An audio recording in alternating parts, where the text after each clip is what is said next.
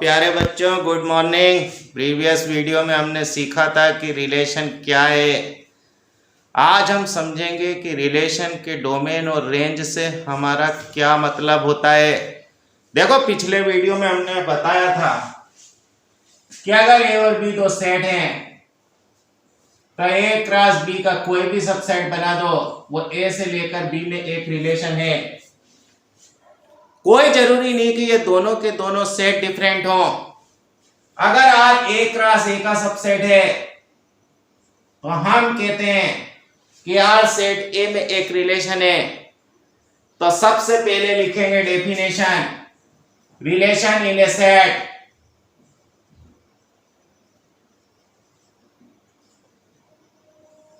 Late A B any set,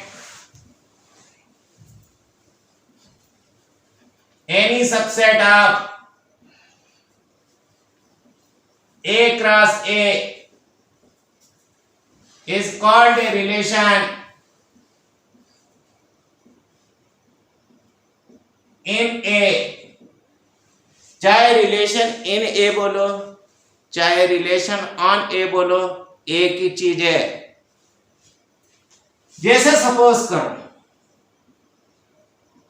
कि ए तुम्हें दिया था 1 2 3,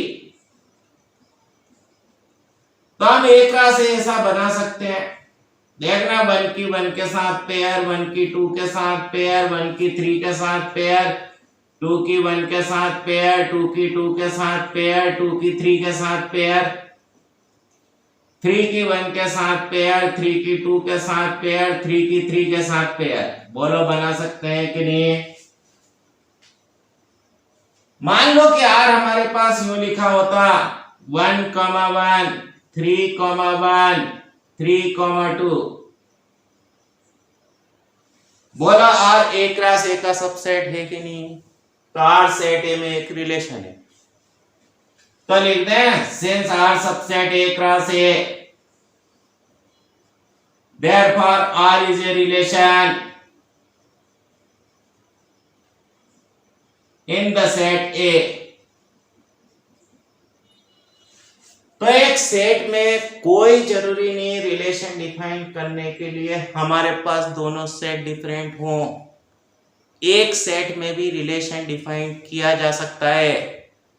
अब हम हमारे मुद्दे पर आते हैं कि रिलेशन का डोमेन क्या है, उसकी रेंज क्या है। तो हेडिंग लगाएंगे, domain and range of a relation.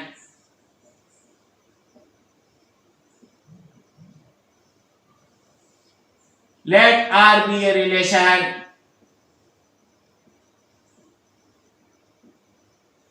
from a set A to a set B, that is R subset A cross B। The set of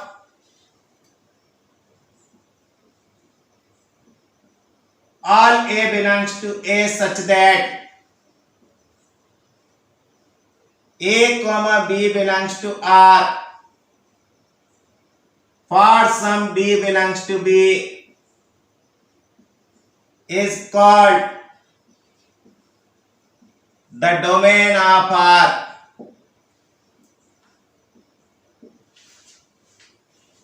बने वास्तव में रिलेशन का डोमेन क्या है? तो जो ऑर्डर्ड पेयर लिखी हुई हैं उनमें जो पहले एलिमेंट का कलेक्शन है वो आर का डोमेन है। मतलब फर्स्ट कोऑर्डिनेट का एक अलग से कलेक्शन बना दो, वो आर का डोमेन कहलाता है। 10 देखना, बढ़िया सी डेफिनेशन जमा देते हैं। Domain of R is equal to क्या है? तो ए के उन एलिमेंट का कलेक्शन है जिनके लिए ए कॉमा बी आर में था। लिख सकते हो, जो सेकंड कोऑर्डिनेट का कलेक्शन है वो रिलेशन की रेंज कहलाती है। तो ऐसा लिख दें, the set of all b belongs to b such that a comma b belongs to r for some a belongs to a is called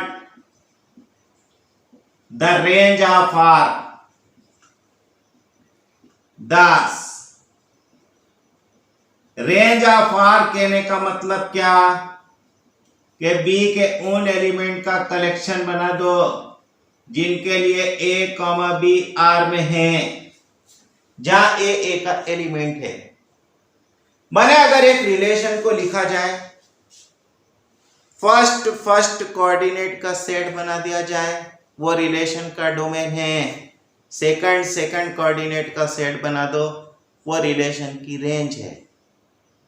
अच्छी तरह से समझ गए? देखो हम इसके लिए 2-4 क्वेश्चन करेंगे बढ़िया से, जिससे डोमेन और रेंज का फंडा अच्छी तरह से क्लियर हो जाए। लो क्वेश्चन नंबर 1 लिखो तो, let capital A is equal to 1, 2, 3, 4, 5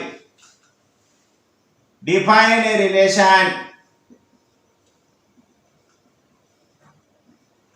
capital R in capital A as follows.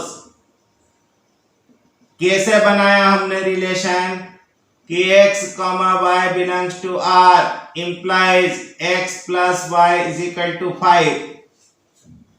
माने क्या x और y आपस में रिलेटेड कब होंगे? जब x और y का सम 5 हो, where x, y belongs to capital A। Question लिखेंगे पहला,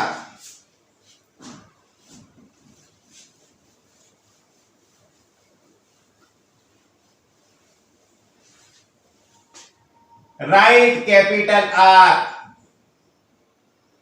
इन रोस्टर फॉर्म। सेकंड क्वेश्चन लिखेंगे, find the domain and range of capital R. देखना, हमें ए में से वो एलिमेंट सिलेक्ट करने हैं जिन दोनों का सम 5 है। बोलो पहले 1 सिलेक्ट करें तो उसके साथ y की जगह 4 लिखा जा सकता है, 2 सिलेक्ट करें तो उसके साथ 3 लिखा जा सकता है, 3 सिलेक्ट करें तो उसके साथ 2 लिखा जा सकता है, 4 सिलेक्ट करें तो उसके साथ 1 लिखा जा सकता है। तो बोलो तो रोस्टर फॉर्म में क्या जम गया? आर। देखना, आर इज इक्वल टू 1 के साथ 4, 2 के साथ 3, 3 के साथ 2, 4 के साथ 1 बना सकते हैं साथ। डोमेन हमने क्या कहा था कि पहले एलिमेंट का कलेक्शन है, तो डोमेन ऑफ आर क्या बनाओगे? अरे बढ़िया सा लिख दो, इज इक्वल टू बना 1, 2, 3, 4। रेंज क्या थी? तो दूसरे कोऑर्डिनेट का कलेक्शन था। देखो तो रेंज ऑफ आर भी क्या बन गई? 1, 2, 3, 4 बना सकते हैं कि नहीं ऐसा?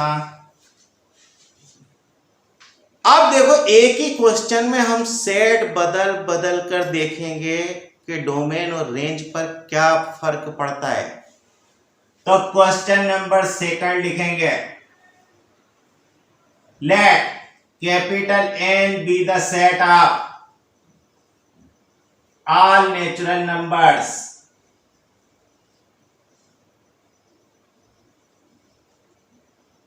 डिफाइन ए रिलेशन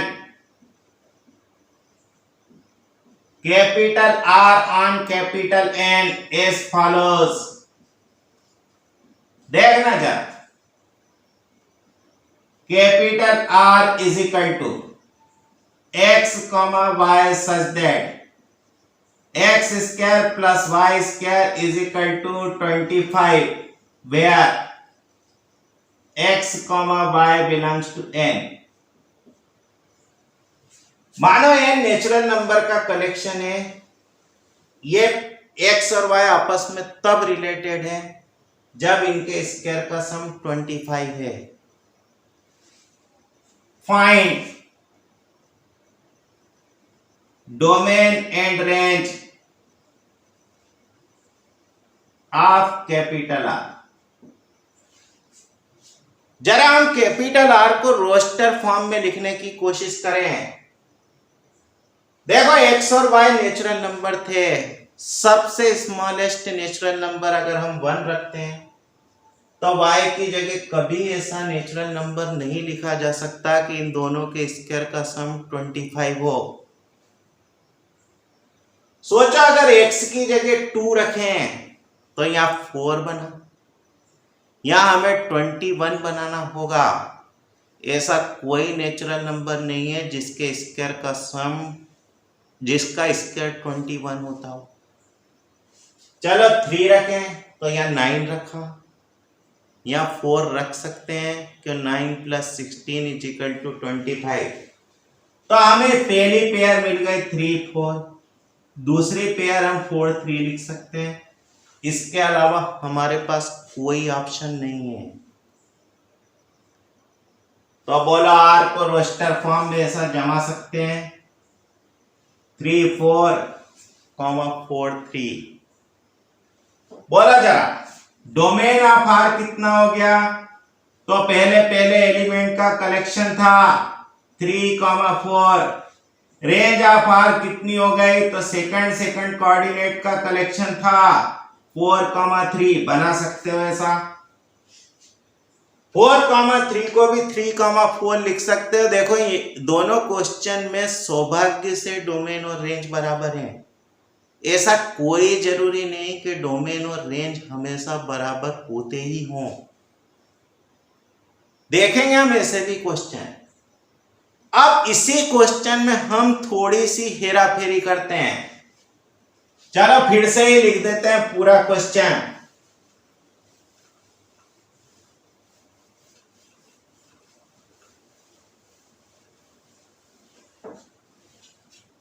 यह लिख दिया, let W be the set of all whole numbers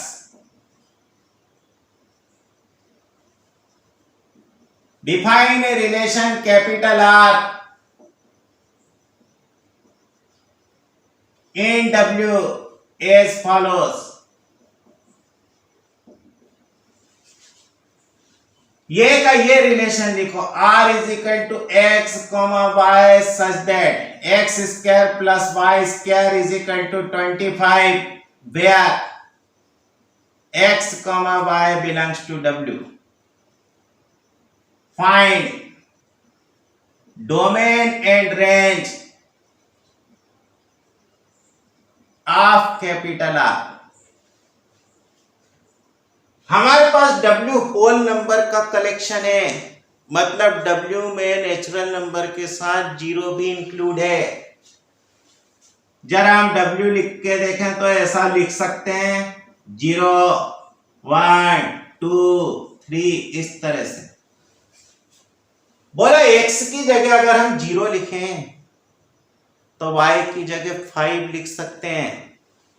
मतलब हमारे पास पहली ऑर्डर्ड पेयर बनी 0, 5। 1 के साथ बनना पॉसिबल नहीं है।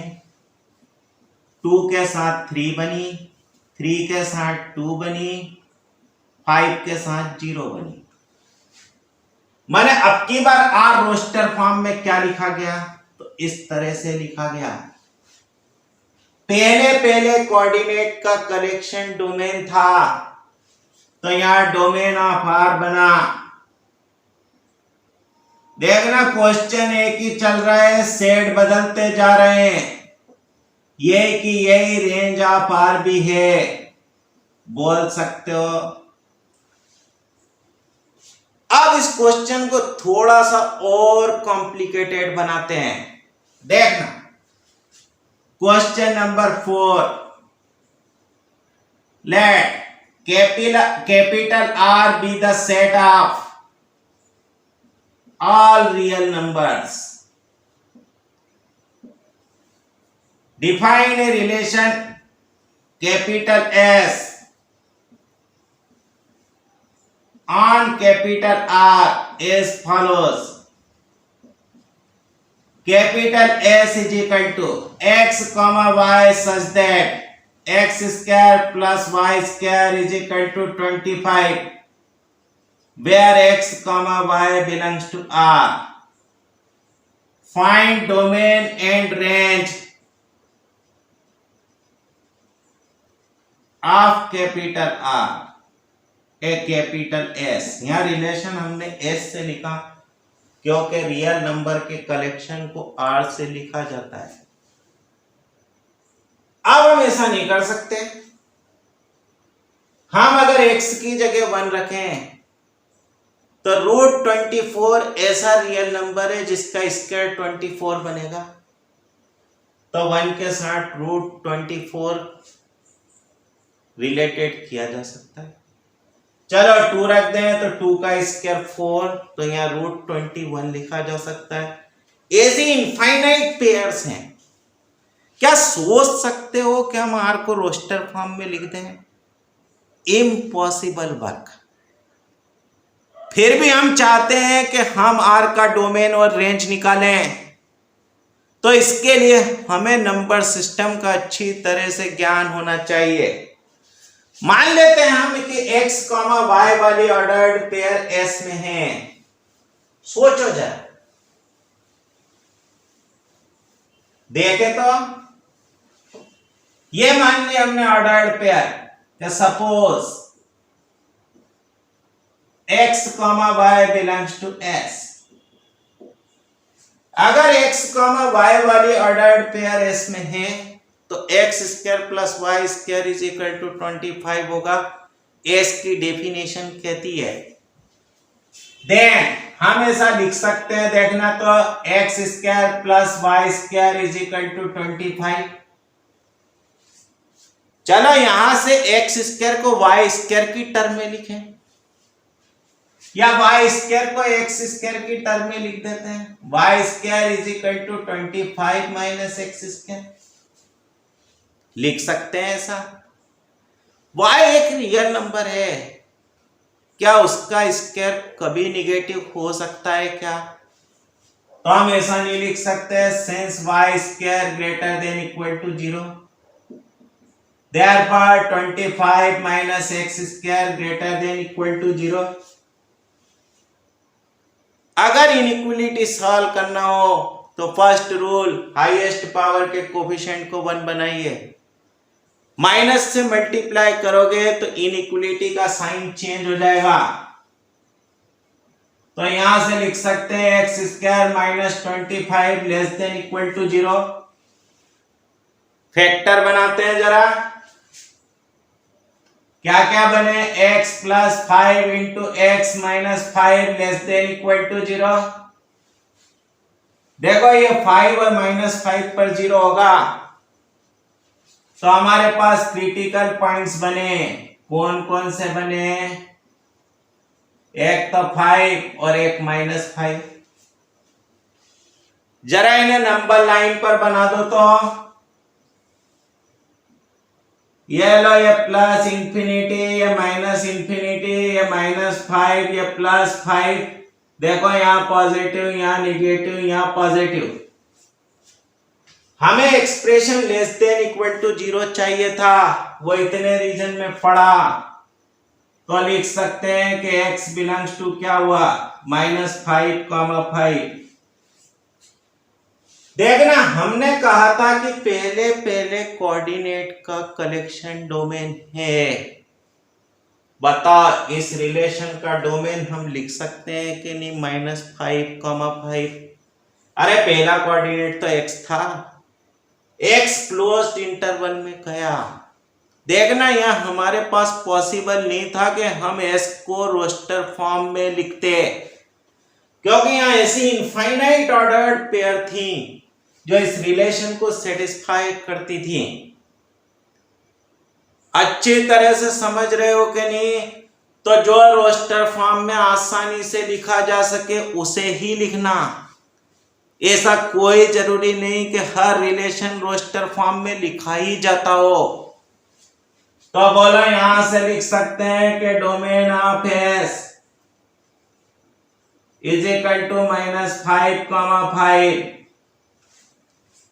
देखना ये रिलेशन x और y में सिमेट्रिक था, माने x की जगह y, y की जगह x रखने पर कोई फर्क नहीं पड़ता था। तो हम लिख सकते हैं कि range of s is equal to -5,5। बोलो कर सकोगे कि नहीं ऐसा क्वेश्चन? कोई टफ नहीं है। अगला क्वेश्चन लिखें, देखना एक और बढ़िया सा question.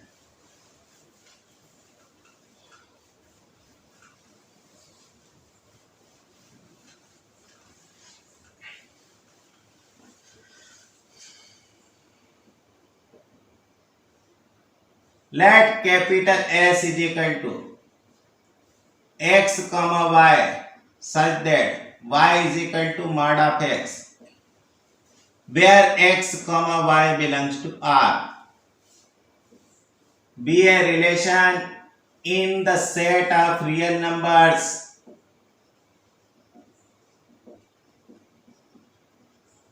capital R. Find domain and range of capital R. फिर से समझना, डोमेन पहले कोऑर्डिनेट का कलेक्शन था, रेंज दूसरे कोऑर्डिनेट का कलेक्शन है। बताओ ऐसा कौन सा रियल नंबर है जिसका मॉड्यूलस नहीं निकलता? तो यह हर एक का मॉड्यूलस डिफाइन होता है, माने x की जगह कोई सा भी रियल नंबर लिखा जा सकता है। तो हम लिख दें कि here domain of s is equal to पूरा का पूरा रियल नंबर का कलेक्शन। सोचो मॉड की वैल्यू कभी निगेटिव हो सकती है क्या? देखना हम पढ़ते थे, says mod of x always greater than equal to 0 for all x belongs to R. Therefore लिख सकते हैं y greater than equal to 0 for all x belongs to R. यहां से यूं लिख सकते हैं y belongs to 0, infinity। देखो जो दूसरे कोऑर्डिनेट्स का कलेक्शन है वो हमारे पास रेंज कहलाई थी। तो range of s is equal to ऐसा लिख सकते हैं 0, इंफिनिटी। यहां देखो डोमेन और रेंज अलग अलग हैं। आज हमने जितने भी क्वेश्चंस किए उनमें हमने एक ही सेट पर रिलेशन डिफाइन किया। नेक्स्ट वीडियो में हम दो डिफरेंट सेट पर रिलेशन डिफाइन करेंगे, फिर उसका डोमेन और रेंज निकालेंगे। तो उम्मीद है आज का वीडियो पसंद आया होगा। Have a nice day.